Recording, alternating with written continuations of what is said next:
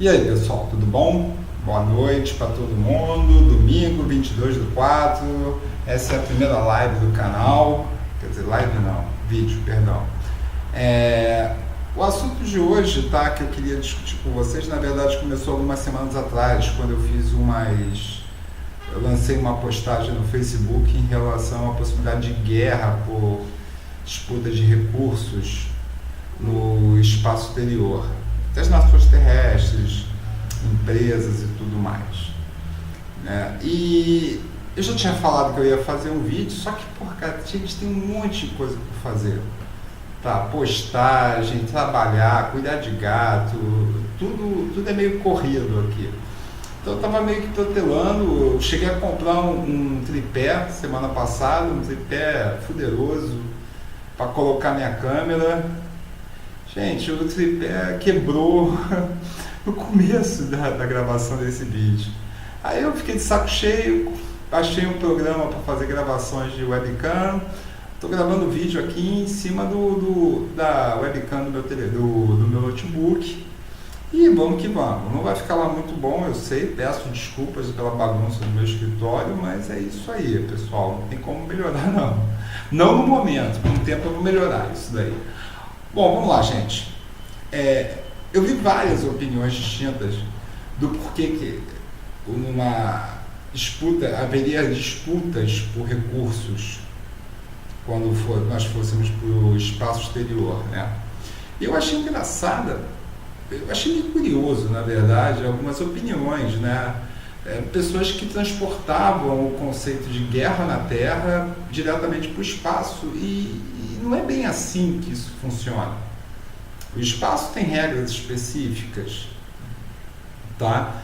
Então eu resolvi gravar esse vídeo. Ele vai ficar muito longo, então eu vou reparti-lo em duas etapas, tá? Na primeira eu vou conversar com vocês um pouco sobre o que é guerra, tá? Na acepção. Vou conversar como eu vejo esse mundo, o que tem pela frente, né? O nosso mundo. E depois eu vou entrar propriamente dito na questão dos recursos, né, do espaço exterior. Então são dois vídeos. Primeiro vamos falar sobre guerra e depois eu vou falar sobre espaço. Tudo bem, pessoal? Desculpe. Bom, vamos começar, tá? Primeiro que a gente tem que entender o que é guerra, tá? Guerra, dezenas de pessoas falam sobre isso, né? Clausewitz considera guerra. Clausewitz é um filósofo da guerra, da época napoleônica, né, que criou boa parte do pensamento que nós temos hoje em dia.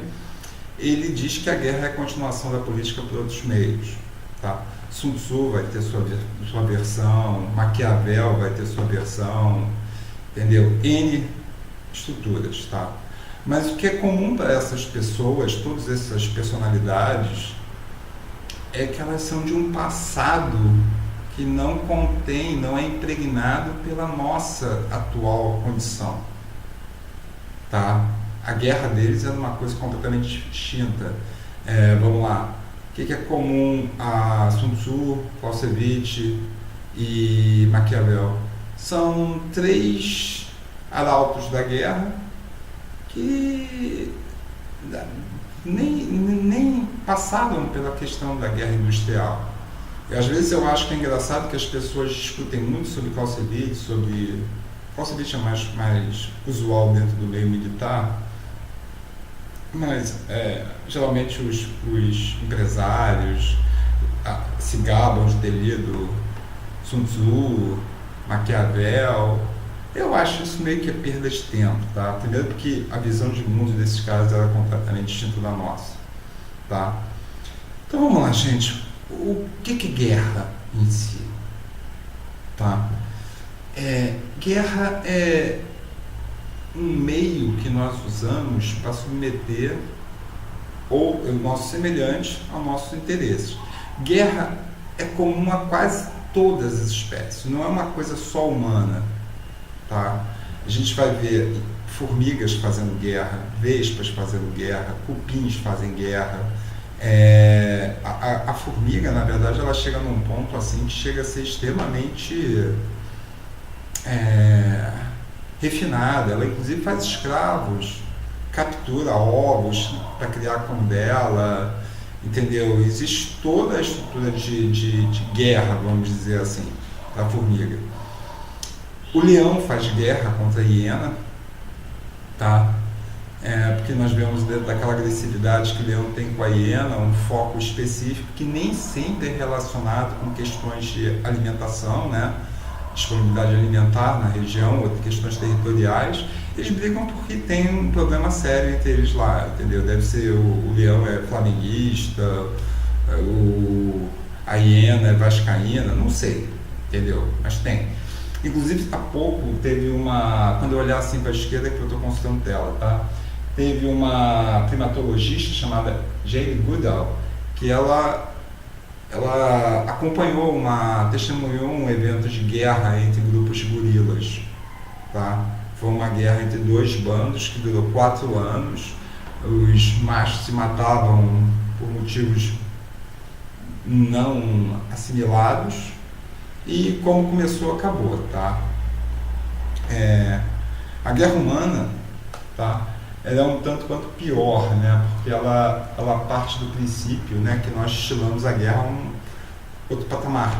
Embora nós tenhamos os galardões de guerra total, que as formigas fazem, mas nós julgamos a técnica e a industrialização, a tecnologia em cima disso. A formiga só morde, só briga, entendeu? E é interessante que, se vocês forem ver isso dentro do conceito humano, a guerra ela é a atividade mais cara que nós desenvolvemos. Ela envolve pesquisa tecnológica, ela envolve ciência, ela envolve recursos, ela envolve economia, ela envolve RH, entendeu? É uma atividade cara, tá? E quanto mais nós avançamos tecnologicamente, mais cara ela fica. Ao mesmo ponto que a gente entra num paradigma. Quanto mais dinheiro a gente gasta com desenvolvimento militar, menos a gente tem de retorno, porque a guerra tem esse impasse, entendeu? Um tanque Sherman da Segunda Guerra Mundial custava $25 mil.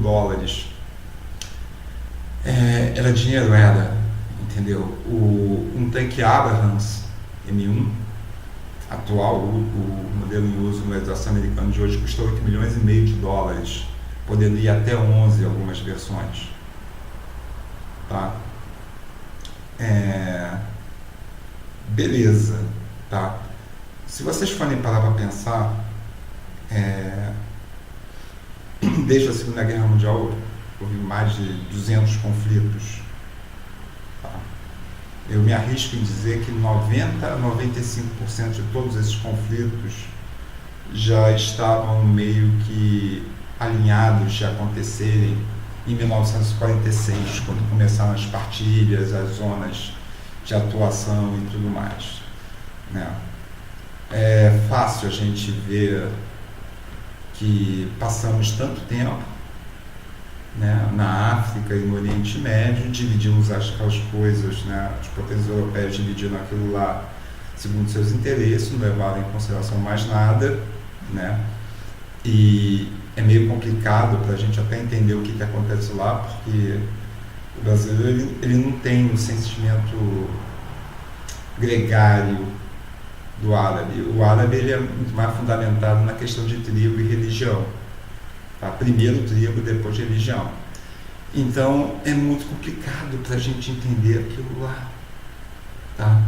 Mas a gente pode levar em consideração que 95% desses problemas foram criados pela má partilha do mundo, ou pela partilha até do mundo, né?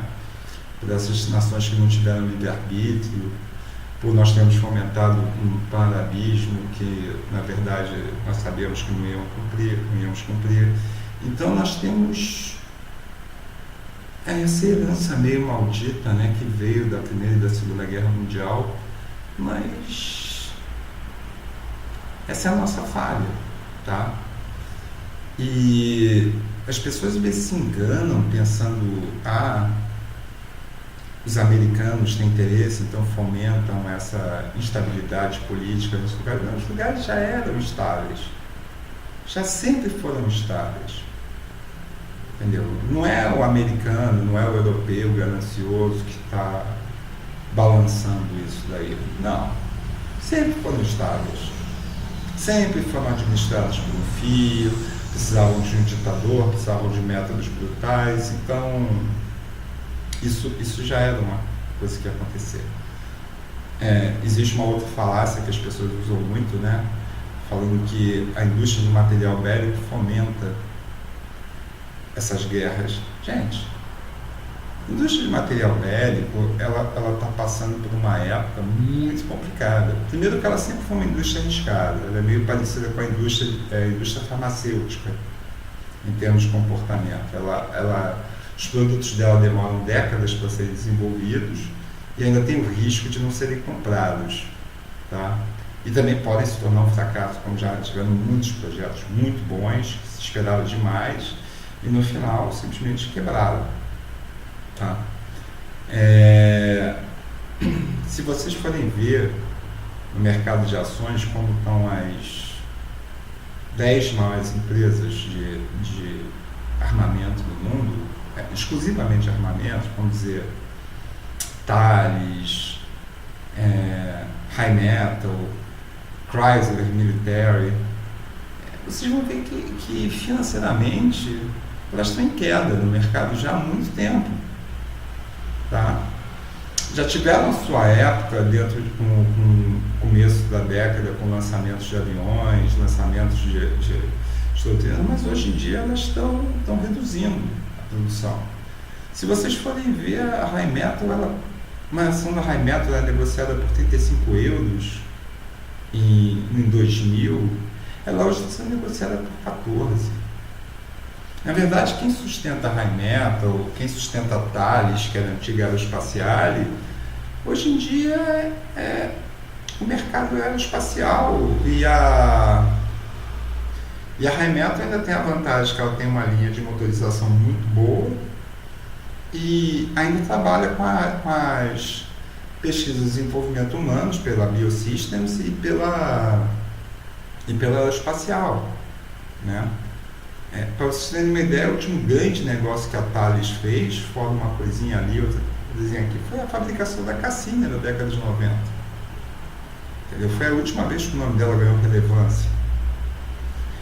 Tá, então eu não consigo ver uma indústria bélica ou havendo fomento de guerras no mundo por parte de empresas, até porque é bad business. Tá? Eu já trabalhei dentro dessa indústria, o pessoal fala que isso é bad business. Tá? Esse é o primeiro ponto.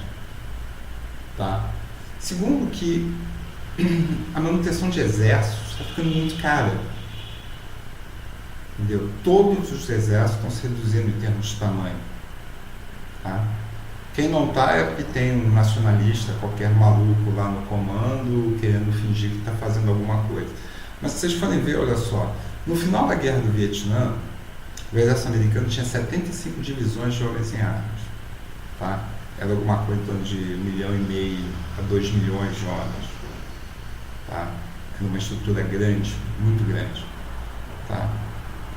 15 anos depois, o exército, 17 anos depois, né, década de 90, vamos dizer assim, o exército americano que combateu no Golfo tinha 25 divisões. Eu só estou falando do exército, tá?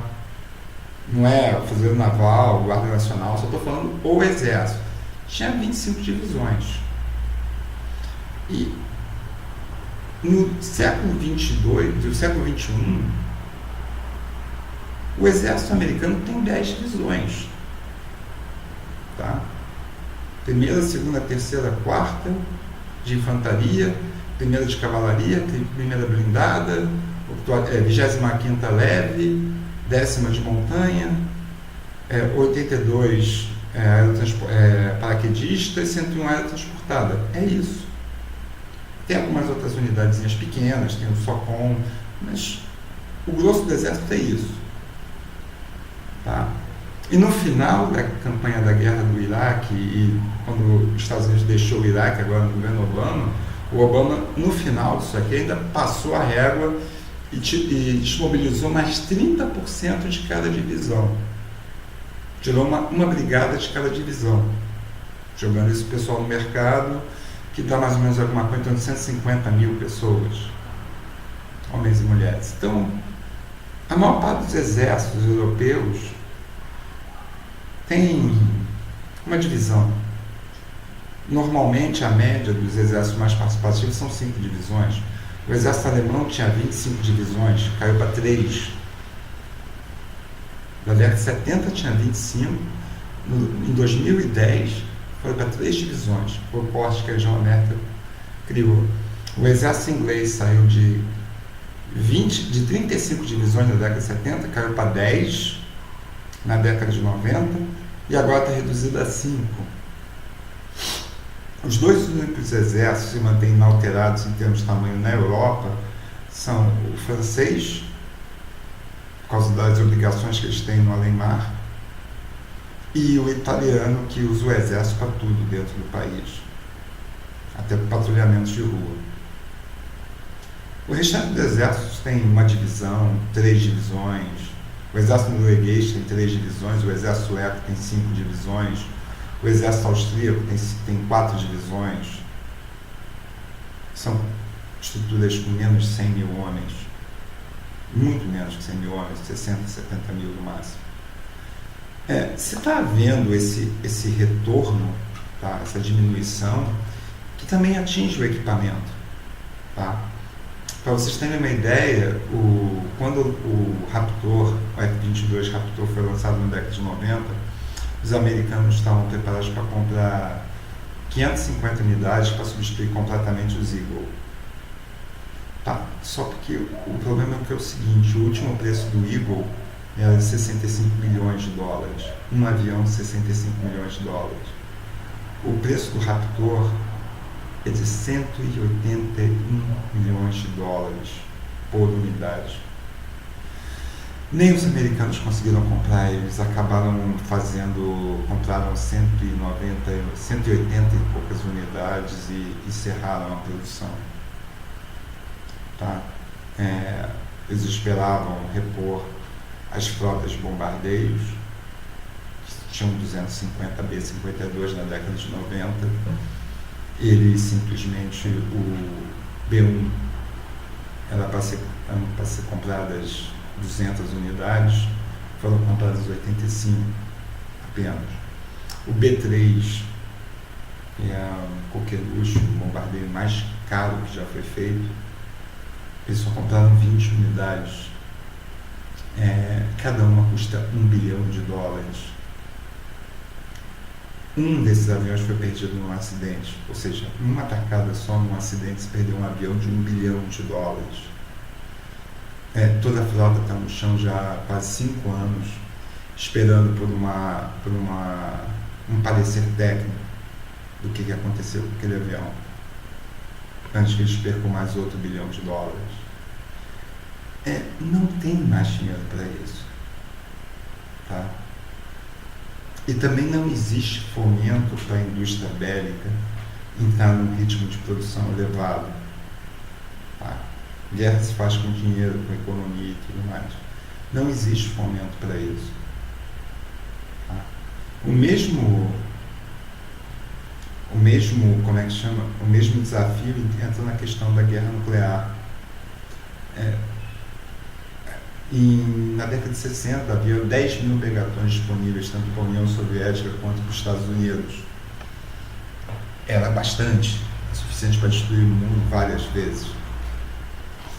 Hoje, depois que os grandes arsenais foram destruídos, é claro que as superpotências ainda mantêm uma quantidade expressiva de armamento nuclear, mas se passar de 500 megatons disponíveis em plena ordem, é muito.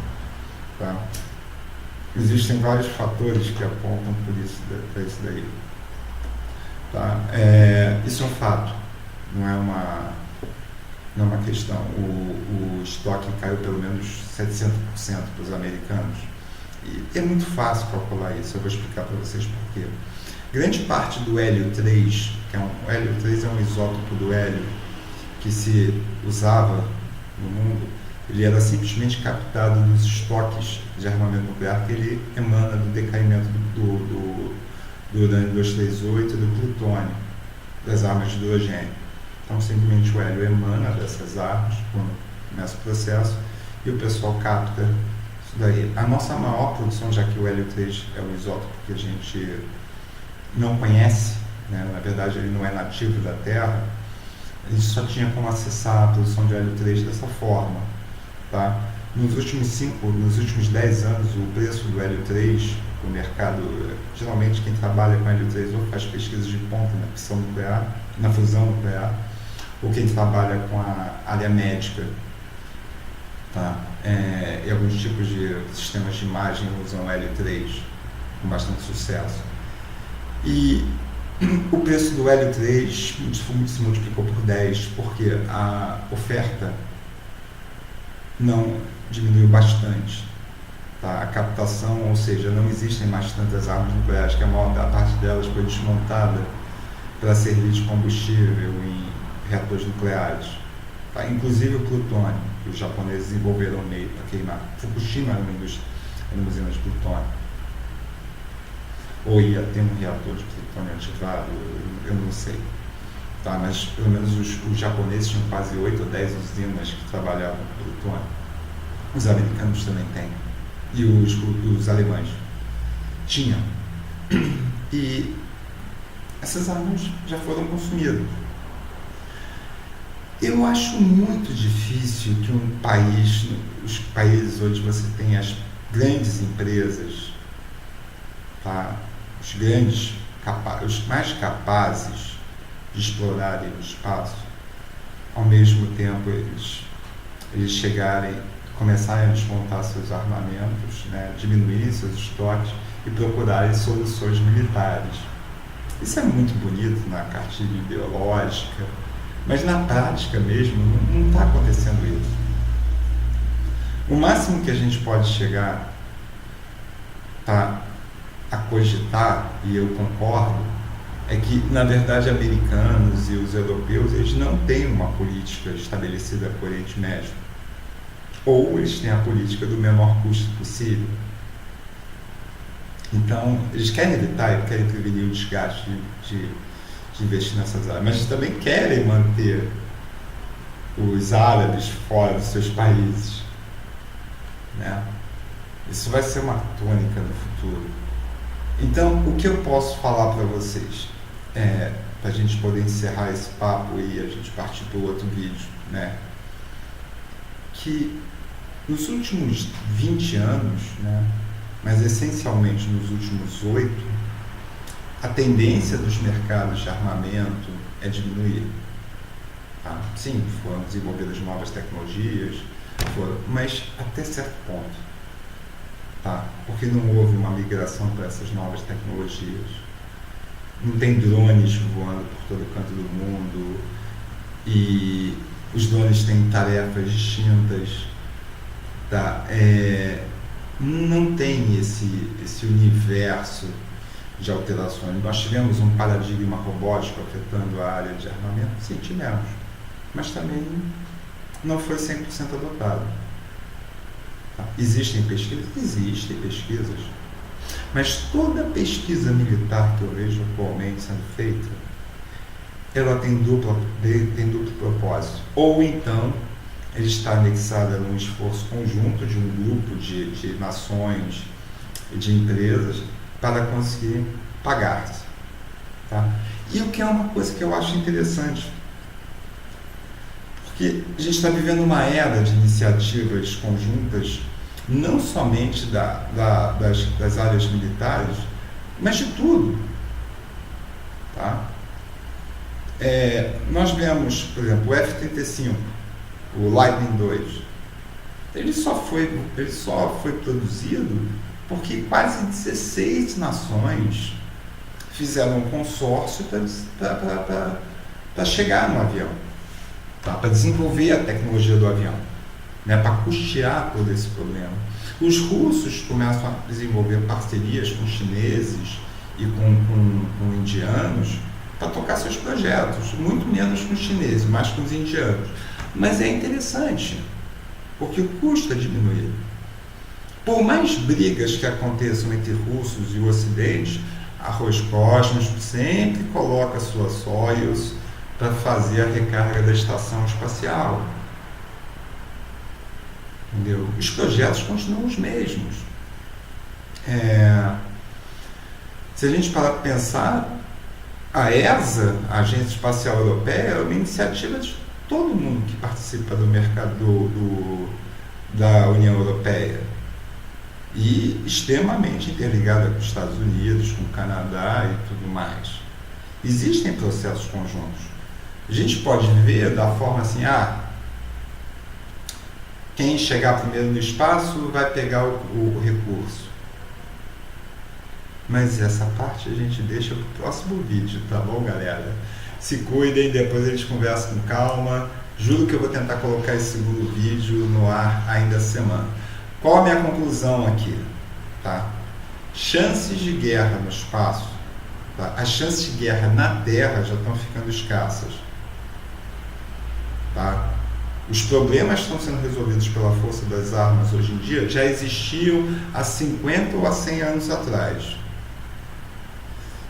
Vamos tomar esse conceito como base. Se vocês quiserem discutir, estou aqui, não acabou nada. Vamos continuar com a conversa, tá?